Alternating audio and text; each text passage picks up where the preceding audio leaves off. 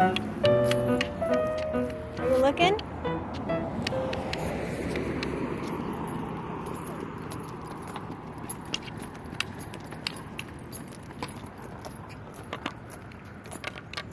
Every expedition needs a walking stick. What we really need is storage space for one thing, and that's food storage. In all the time that we were traveling, we could take a small amount of food storage with us, but not very much. And now we're going to be here 6 months, and it's a good idea to have water and food for safety, but even more importantly, I think it's important to have it because it saves you a ton of money to be able to buy things in bulk. But the more you can store things underneath useful items and then make it beautiful by covering with, again, glue gun and pretty fabric, the better. So I'm going to do matching platform benches on either side of the living room, and then I'm going to sew some more sleeping mats to put on those to make them cushiony, and get some really big pretty pillows to put on the back wall so that people can lean up against them. And they'll look kind of like couches, but they'll have about this much space under them to put 5-gallon drums of food, buckets, 5-gallon buckets of food, and also water containers.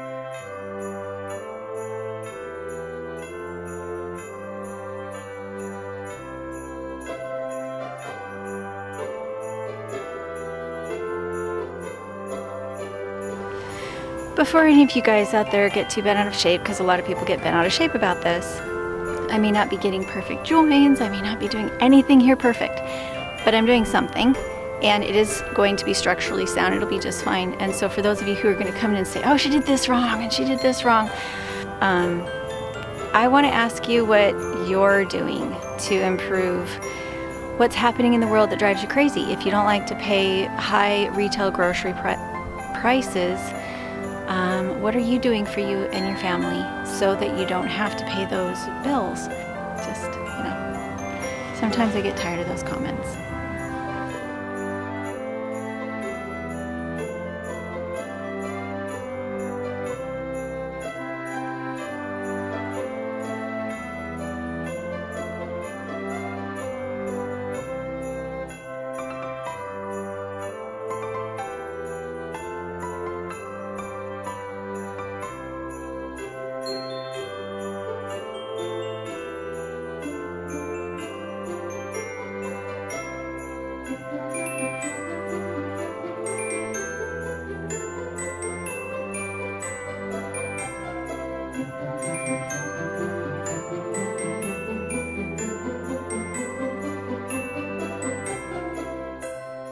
So I am so proud.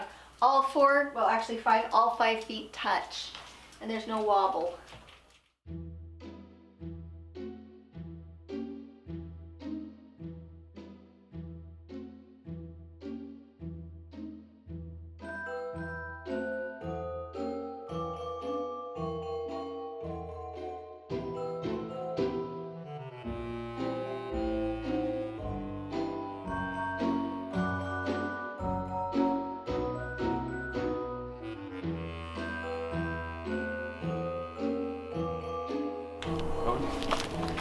Let me follow you. Wait. We're too low. We're too low.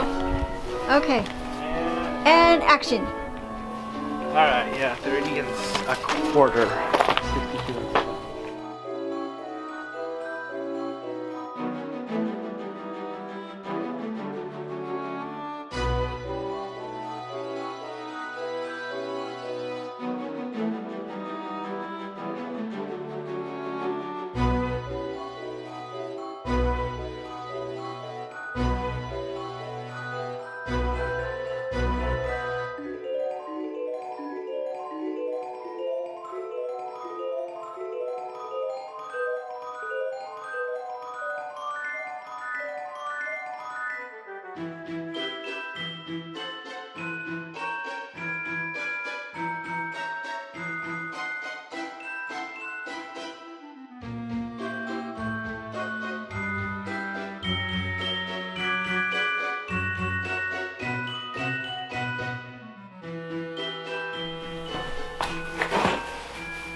Okay, so in one day we were able to get the duck house and also this bench finished. It's super solid and it has plywood on the top, which I think we went a little too thin on the plywood. We were assuming it was just going to be walls for the duck house, and now I'm seeing I wish maybe I had something a little more solid.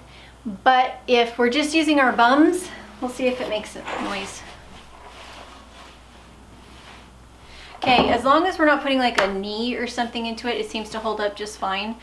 I thought about it at one point and I was thinking I'd maybe use these 1x6s to make the bench. And so maybe I'll put some of those on later. But underneath here, I want to be putting 5-gallon buckets of food and 5-gallon buckets, not buckets, holders, containers of storage water. I find it ridiculous to eat retail food because it is so expensive, and so when you can buy things in bulk, it saves you so much money. And never, never, never discount the amount of money it takes to drive to the grocery store, because you always end up picking up more than what you originally went in for. You have the gas, you have the hassle, you have the time, and so retail food, rather than having bulk what you can, I think is a huge, it's just a waste. It's a waste of a perfectly good life to go into the grocery store every 2 or 3 days. So I like this. Solid. I'm also going to be making some felt to put on the bottom of all of our furniture. I just haven't got to it. I keep needing to do it. So for now, I think I'm going to open the rug back up and set it up, and we'll see what we think.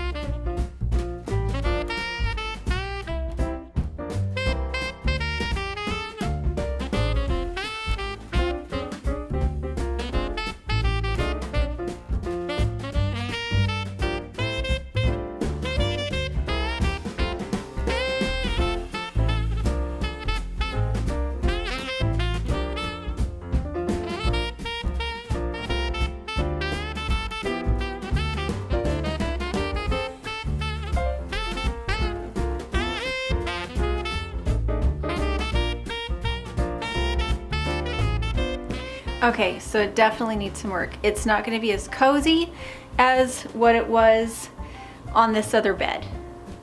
And what I'm thinking is that I'll either go and get, or I'll make some pillows to put along the back for people to lean up against. So I'm going to probably need paint. I'm probably going to need some glue. I'm probably going to need some fabric.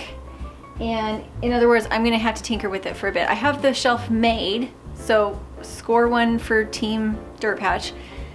But now I really want it to be a lot more comfortable than this. If I were to put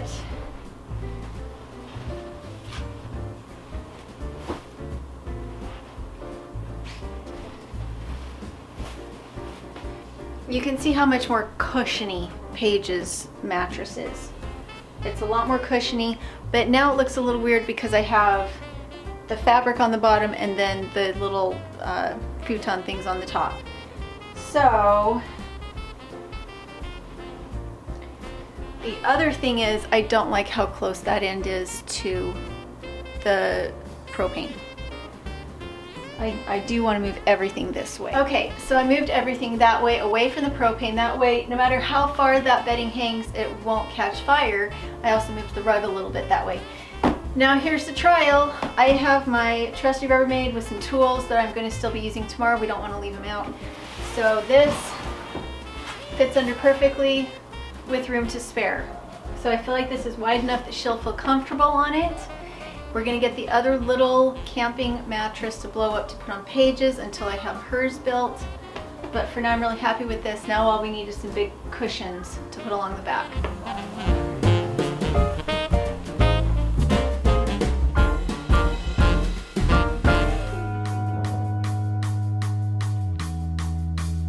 Budget-friendly meal plans and the way that we save money on our groceries. Today, my little kids helped me with some of the other meals during the day. These are the things that we eat very frequently. Hi guys, so I am going to today teach you how to make oatmeal. The ingredients include a cup of milk, a cup of oatmeal, and honey.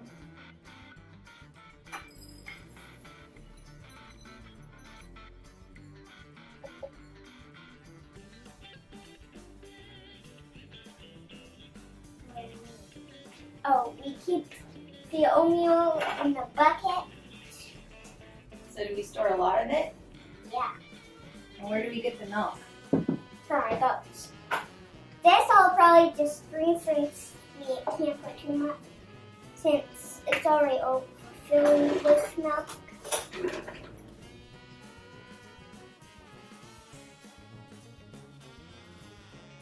So that would be how you make oatmeal. It's very tasty because I've had it before.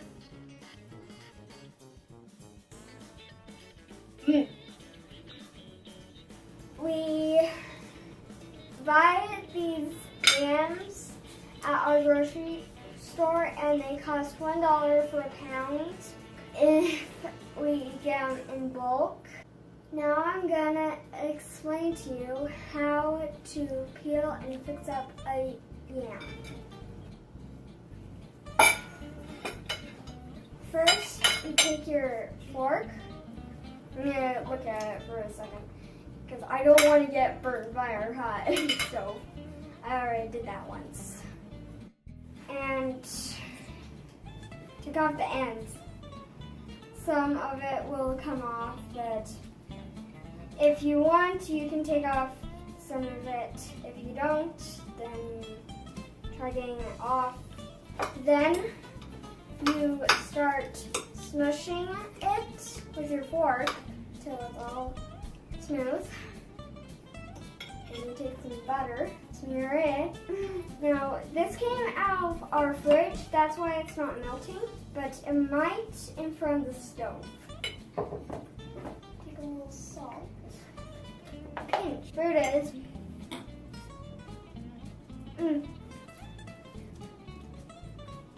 So this is one of my most budget-friendly meals. Anything that I use that is in bulk, generally something like this, we're spending under $1 a meal because, again, we buy things in bulk, we buy them in 20-pound bags. So this meal is split pea soup. So I have my split peas. Then also in bulk, we have our dehydrated carrots and our dehydrated onions. We also in our storage have salt and boxes of butter. Everything that you're seeing me cook here is in our storage, and it's how we're able to shop so effectively. For us, we can go weeks and weeks on end without going into the grocery store. If we do go in and get groceries, we spend about $30 a week, and yet a lot of that is still going into storage and we're just replenishing stuff. Our food storage is really what we live on. I have filled my pot with water. It's about 3/4 full of cold water, and I know this looks really, really high tech. I'm going to pour in peas until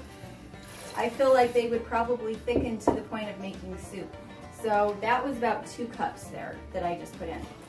And then I take a handful of dehydrated carrots and I put them in, and then I take a handful of dehydrated onions and I put them in. Now, we only buy butter at Christmas time. Between Thanksgiving and Christmas time, we can get it for just under $2 a pound, and so we never buy butter the rest of the year, but we go in and buy cases of it at that time so that instead of paying $4 and $5 a pound for butter, we're just paying $2. Since this is a smaller pot of food, I will only use half a cube. This is the fat that we're putting in it. I don't always put meat in our split pea soup, and so the butter I feel adds a little bit of flavor and more calories to the food because this is not a high calorie meal. Then I put salt in.